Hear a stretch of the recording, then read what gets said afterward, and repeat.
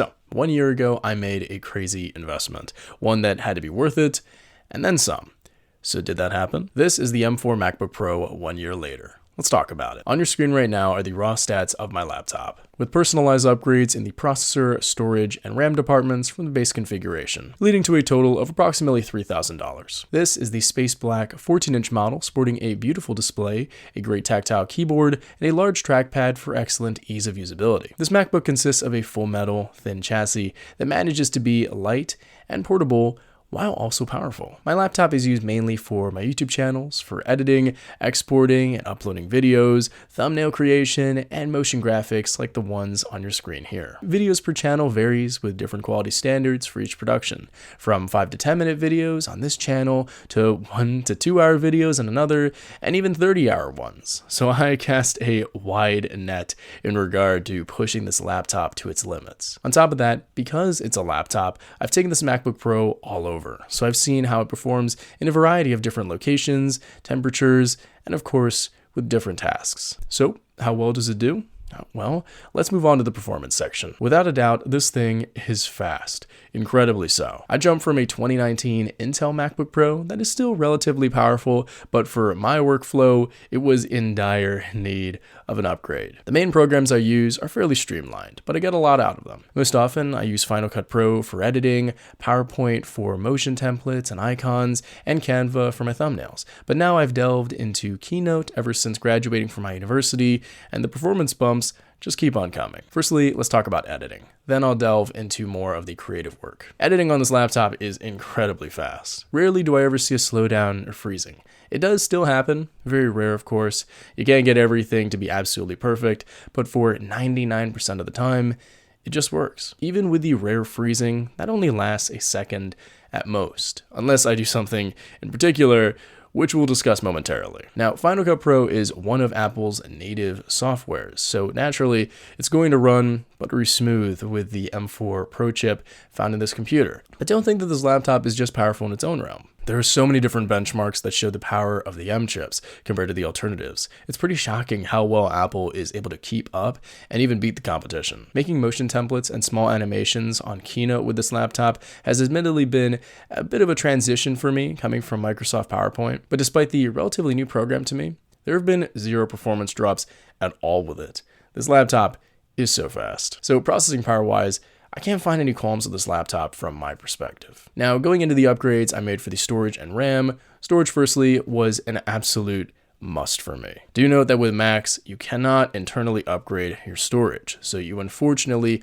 need to configure it ahead of time. So I went from the 512 gigabytes of base storage to 1 terabyte. And being someone who bought the base storage with his last MacBook Pro originally, I found that it's better to bump that up even just a tad if you want to keep your laptop for a while. Because once you hit that storage ceiling, your Mac will constantly remind you that you are low, and there will be so many different tasks that you won't be able to do. Something that was especially frustrating for me when I was a grad student, so getting that 1 terabyte upgrade was an absolute necessity based on experience for me. No more worrying about storage all of the time, like with my old laptop. But with that said, I still keep everything saved in my external SSD for ease of data transfer and consolidation. So for instance, I have this SSD solely dedicated to my YouTube videos, which allows me to offload storage from my laptop to something that's far cheaper to buy, and I can always use it with my other devices and even future laptops. So storage in a nutshell for me has been painless,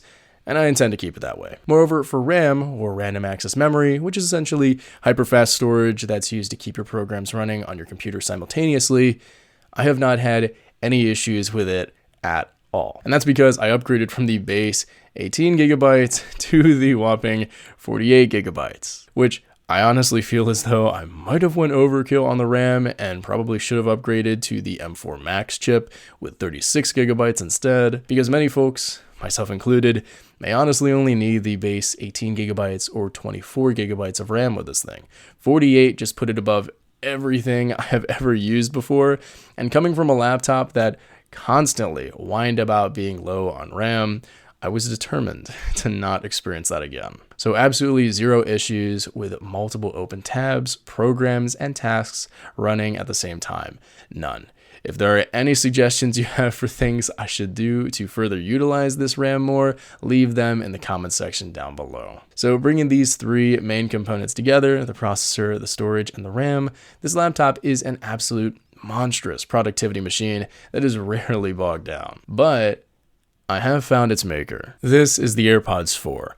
Amazing earphones that I use for nearly everything, but not editing. You see, with these headphones, and commonly with other Bluetooth headphones, due to the nature of them being wireless, these things make my MacBook lag so incredibly bad when editing. I don't just mean that the sound is off by a millisecond or something only a keen eye would be able to tell. I mean that there is significant slowdown when editing with these things on. There are constant freezes. Doing anything takes forever just to load on Final Cut Pro, and I simply cannot get a video done in a reasonable amount of time because of how much lag there is. After reading about this online, I learned that it is a common issue to experience a bit of lag while editing with Bluetooth headphones on and AirPods. But for other things, such as listening to music while completing other work, there's no trouble at all. It's just editing. And so I can't really use my AirPods with this thing to get my work done, which is honestly a super big bummer for me and negates one of the main reasons why I use laptops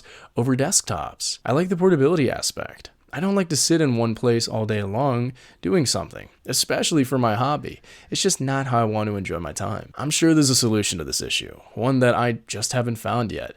Maybe even I got the biggest lemon laptop for this one specific issue, but for everything else, it just outperforms literally everyone. I mean, seriously, I feel as though I got incredibly lucky with how this laptop has had no problems with anything.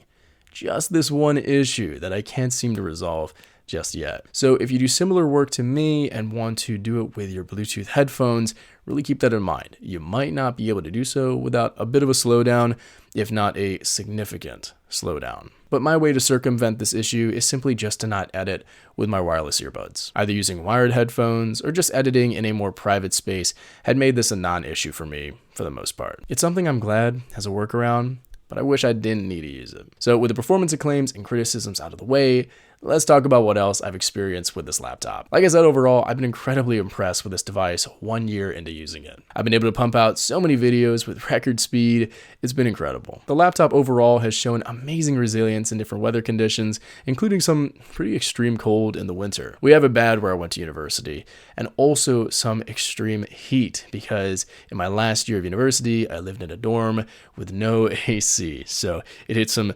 super high temps with no hope for colder air. In both situations, the laptop ran completely fine though, with no loud fan noise and no noticeable performance dips whatsoever. In fact, I honestly don't usually hear its fans turn on, even in some extreme heat conditions.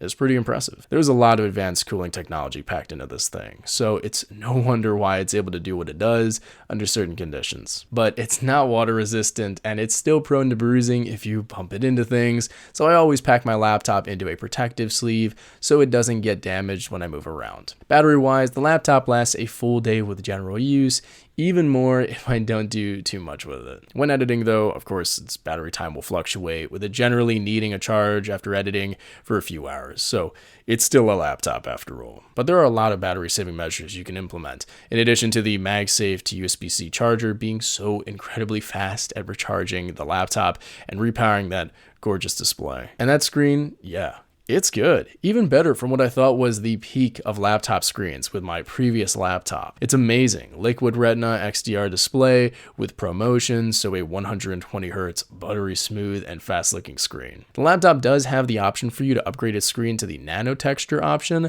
which helps with reducing the glare on the display when the sun hits it, but I found that to look a bit too grainy for my taste, and so I just kept the native screen and it looks perfect. No complaints there. And that's generally how I would describe this device. Despite one hiccup that I'm still researching a workaround for, this laptop has been an absolute lifesaver for me. Coming from the device I used before, which lagged when I did anything on Final Cut Pro, the M4 MacBook Pro has truly, finally shown me the power of the M processors. They do have their quirks, but they get a lot right. In terms of my recommendation for you, as always, I recommend focusing on your needs first with a device that you want. This M4 MacBook Pro configuration is very extreme.